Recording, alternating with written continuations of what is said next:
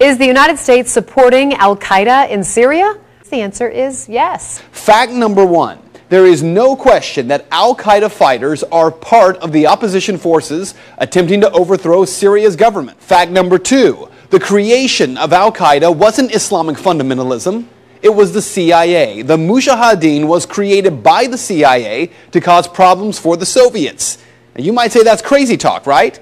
Here's Secretary of State Hillary Clinton. To be fair, we had helped to create the problem we're now fighting. How?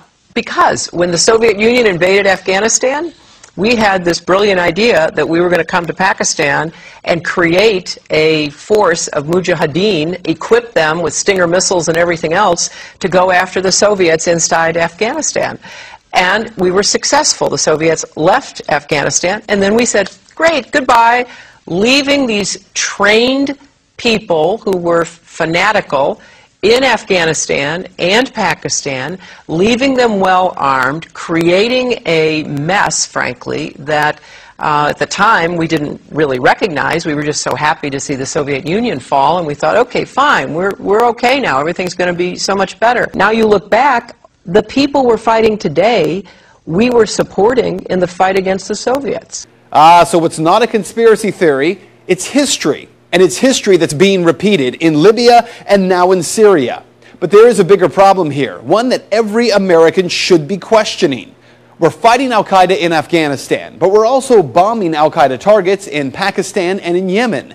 And as we do that, something occurs known as collateral damage. Hundreds of civilians in Yemen have been killed in just the first half of 2012 by U.S. airstrikes aimed at al-Qaeda fighters. We also have a history of kind of moving in and out of Pakistan. I mean, let's remember here, the people we are fighting today, we funded 20 years ago. And we did it because we were locked in this struggle with the Soviet Union. They invaded Afghanistan, and we did not want to see them control Central Asia. And we went to work. And it was President Reagan, in partnership with the Congress, led by Democrats, who said, you know what, sounds like a pretty good idea.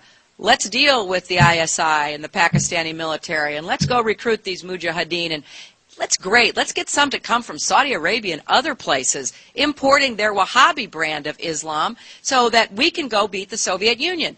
And guess what? They retreated, they lost billions of dollars, and it led to the collapse of the Soviet Union. So there's a very strong argument, which is, wasn't a bad investment to end the Soviet Union, but let's be careful what we sow because we will harvest.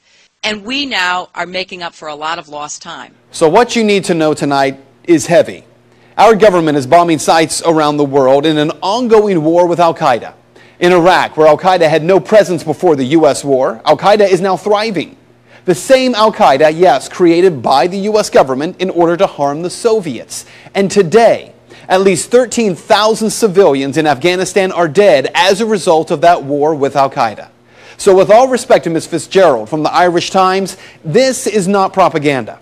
Rather, it is the question that every American should be demanding answers on from Congress and from this president. Why are we giving al-Qaeda fighters money and weapons to overthrow yet another government in the Middle East? Today, our government claims they're freeing the people of Syria.